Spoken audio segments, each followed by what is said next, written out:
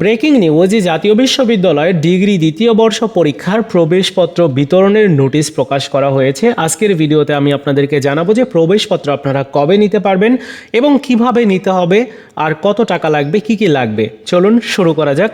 শুরুতে একটা বিষয় বলে রাখা ভালো যে ডিগ্রি দ্বিতীয় বর্ষের পরীক্ষা আগামী 20 এপ্রিল থেকে শুরু। এজন্য আপনাদের প্রত্যেকটা সাবজেক্টেরই শর্ট সাজেশন দেওয়া হবে, আর শর্ট সাজেশন দেওয়া হবে আমাদের নতুন চ্যানেলে। তো বন্ধুরা দেখতে পাচ্ছেন এটা আমাদের নতুন চ্যানেল ইবিডি সাজেশন, এবং এই চ্যানেলে সবগুলো সাবজেক্টেরই সাজেশন দেওয়া হবে এবং এখানেই আপনারা ডাউনলোড করার লিঙ্ক পেয়ে যাবেন।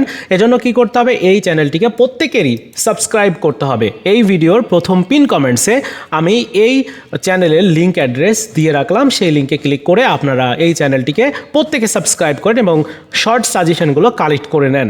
এবার চলুন মূল প্রসঙ্গে আসি। তো এই নোটিশটিতে বলা হয়েছে যে ডিগ্রি দ্বিতীয় বর্ষের পরীক্ষার প্রবেশপত্র আগামীকাল 6 এপ্রিল থেকে ওয়েবসাইট থেকে ডাউনলোড করা যাবে এবং কলেজ কর্তৃপক্ষকে ওয়েবসাইটগুলো থেকে একটা ডাউনলোড করার প্রসেস রয়েছে, সেই প্রসেস অনুসরণ করে সবগুলো শিক্ষার্থীর প্রবেশপত্র ডাউনলোড করতে হবে।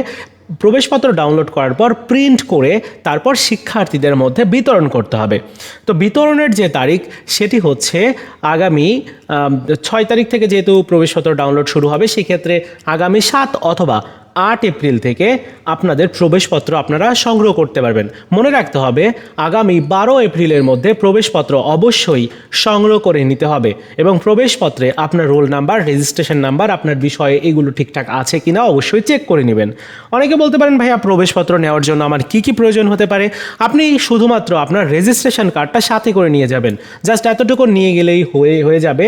আর প্রবেশপত্র নেওয়ার জন্য কোনো টাকা প্রয়োজন হয় না, সরকারি কলেজগুলোতে তো নেয় না, কিন্তু বেসরকারি কলেজ সেখানে 50 টাকা 100 টাকা নিয়ে থাকে।